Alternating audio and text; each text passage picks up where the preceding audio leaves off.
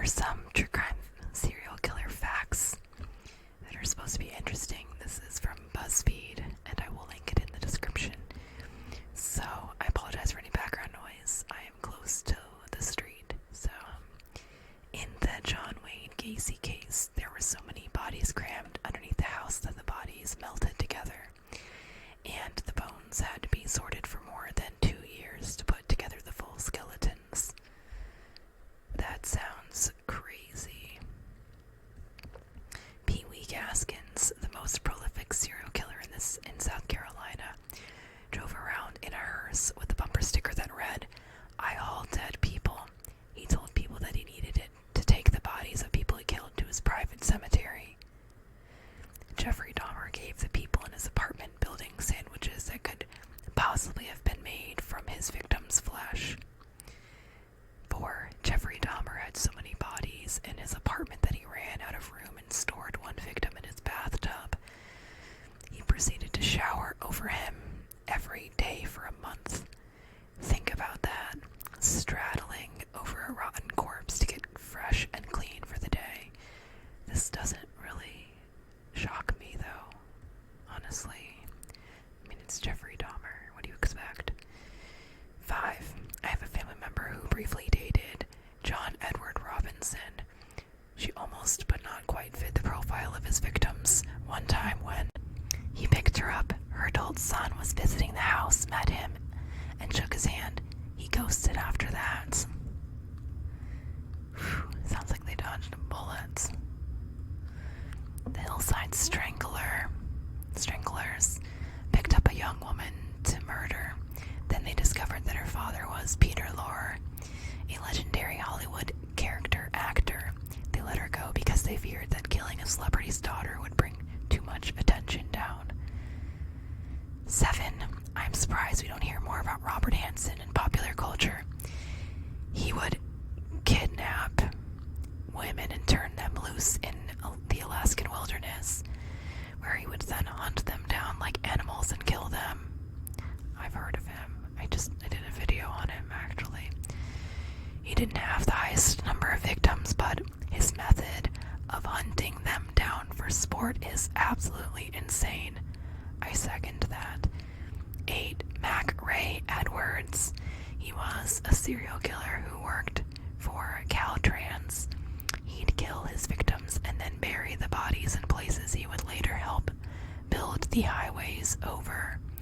Not all his victims have been found, and many are very likely still under some of California's highways you may have driven over countless times.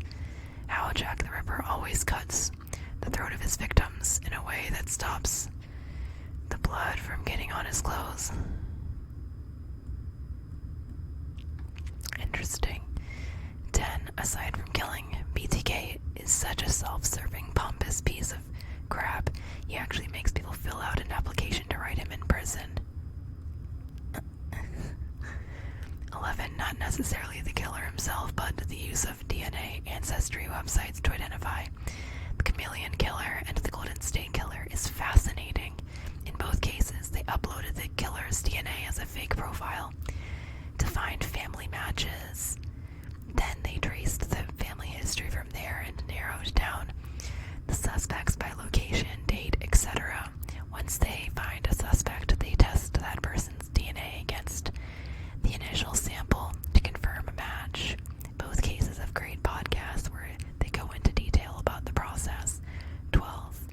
Ted Bundy worked at a suicide hotline center with author Anne Rule. 13.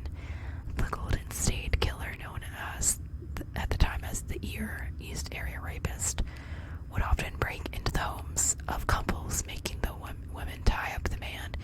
He would stack dishes on the back of the man and threaten that if he heard the dishes fall, he would kill everyone in the house. I already knew this. Then he would assault the woman and ransack the house for hours. Yes, I know this. Yes, we are going to go over the ear. I promise. I just haven't gotten to it yet. It's not in good enough shape yet, the script I've written. Alright, 14. Jeffrey Dahmer was neglected by his parents in childhood and hadn't even seen his mother for 10 years incarceration. At sentencing, his father and stepmother asked for 10 minutes to say goodbye and hug. His father often visited him in prison, and he had weekly phone calls with his mother. Despite the heinous crimes, they seemed to have some kind of unconditional love, which is crazy. 15. Isai Sagawa, a cannibal who was caught in France and pronounced insane. However, after going to a mental asylum in Japan, they declared him as being sane, and he checked out straight after. He's still free to this day, if I remember correctly, and in interviews has stated that he may kill and eat human flesh again. While I was watching the interviews, I felt beyond unsettled. Really doesn't make me feel better that he's still out there.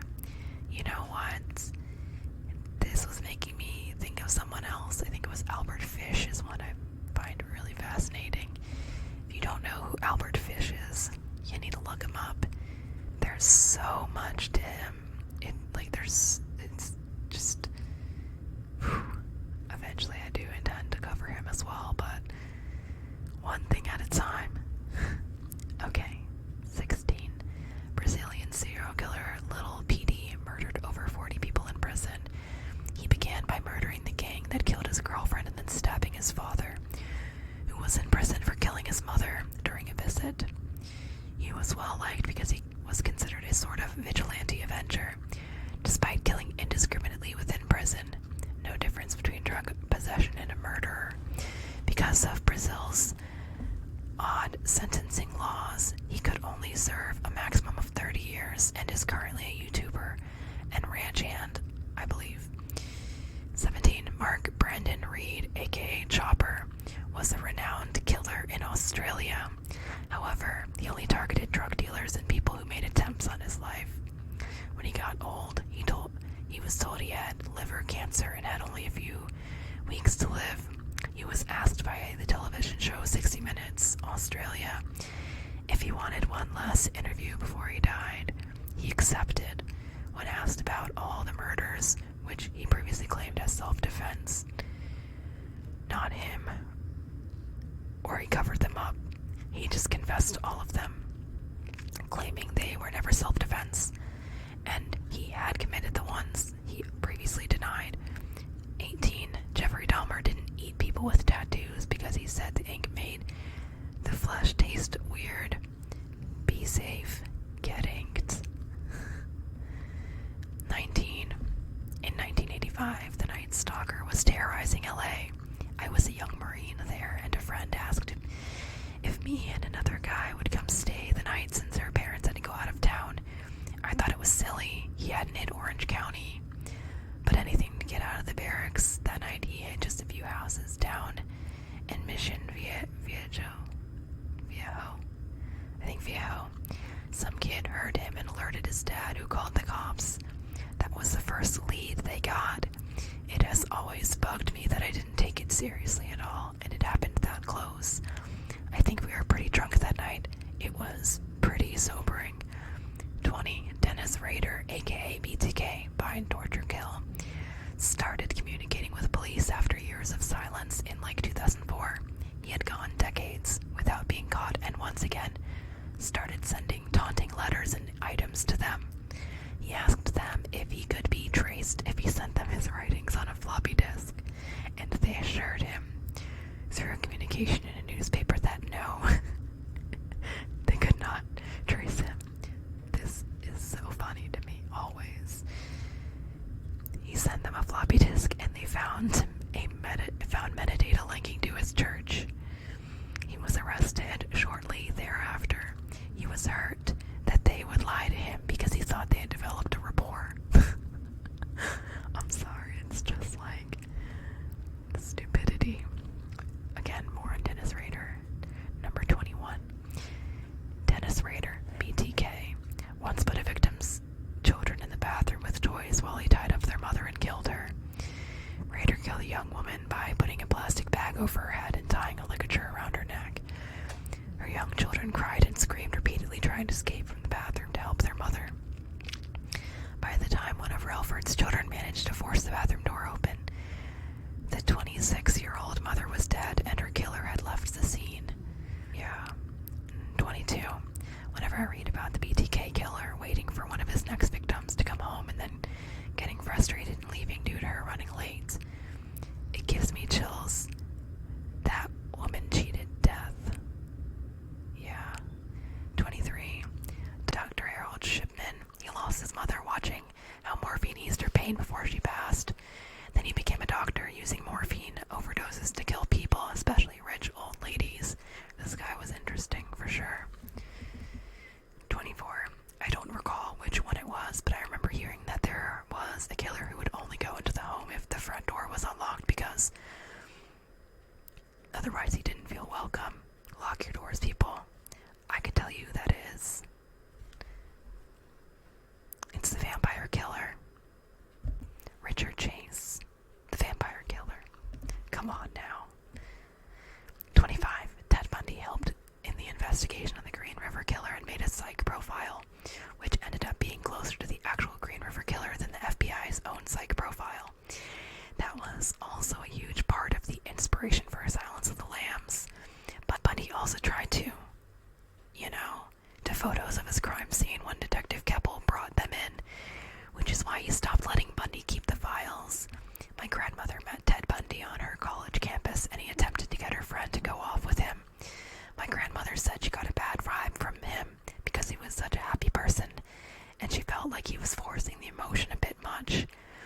Her friend, however, wanted to go with him and was completely blinded by his charm.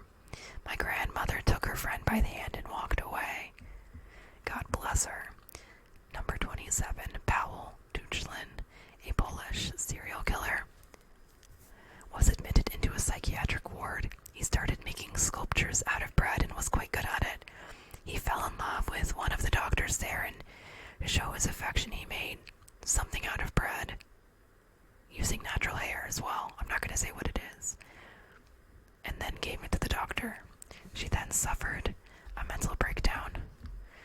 28. If you wrote John Wayne Gacy, he would send you a questionnaire to see if you were good enough to be friends with him. Oh my god, that is so crazy.